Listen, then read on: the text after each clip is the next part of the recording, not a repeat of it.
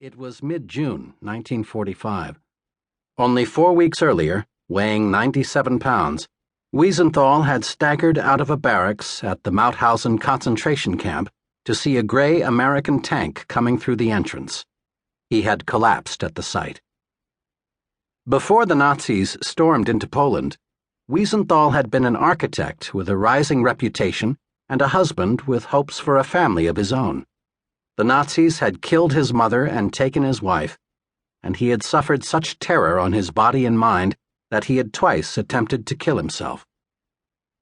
After his liberation, Wiesenthal was afraid that if he did not go after those responsible for the slaughter, he would have nothing to live for. He sent a letter to the chief investigator of an American Army War Crimes Unit, chronicling the 12 concentration camps he had survived and listing the names, ranks, and crimes of 91 Nazis. The investigator hired him immediately. Wiesenthal captured more than a dozen SS members with the Army unit before he was transferred to the American Office of Strategic Services, OSS, based in Linz, Austria. Now Wiesenthal searched through the files at the OSS headquarters. There was limited information on Eichmann, but he noted the name so that he could make further inquiries. In the month that followed, he heard little more than rumors about Eichmann from former Mauthausen inmates. Then, in late July, he was given a list of war criminals' names by the Jewish Agency for Palestine, a forerunner of the Israeli government. The name Eichmann topped the list, stating that he was a high official of Gestapo headquarters, Department of Jewish Affairs.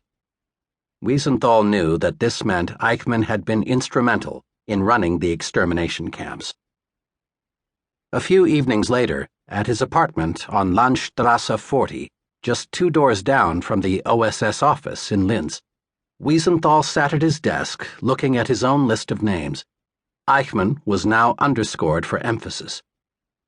His landlady entered to clean his room and peered over his shoulder. "Eichmann!" she exclaimed. "That must be the SS General Eichmann who was in command of the Jews. Did you know his parents live here in this street? Just a few houses along, at number 32. On July 28th, 2 OSS agents were at the elder Eichmann's door. They questioned Eichmann's father, who reluctantly admitted that his son Adolf had been a member of the SS, but that was all he knew of his wartime activities. Adolf had visited near the end of the war, but his father had heard nothing from him since. A search of the house failed to deliver a single photograph. "Is there a picture?" one of them asked, suspicious that the man was hiding something. "He never liked to be photographed," answered Eichmann's father. The Nazi hunters were on Eichmann's trail, and finding a photograph for identification purposes was high on their list. In 1947, Jewish agent Manus Diamant was given the task. Handsome as a movie star, and with all the charm of one, Diamant could play any undercover role with ease. Using the story that he was a former Dutch SS officer by the name of Henry van Diamant, he earned the confidence of Eichmann's wife, Vera, who was still living in Altaussee, and he wooed several of Eichmann's mistresses in his efforts to gather information. Vera Eichmann was very guarded and offered no hint of her husband's whereabouts, or even whether he was alive.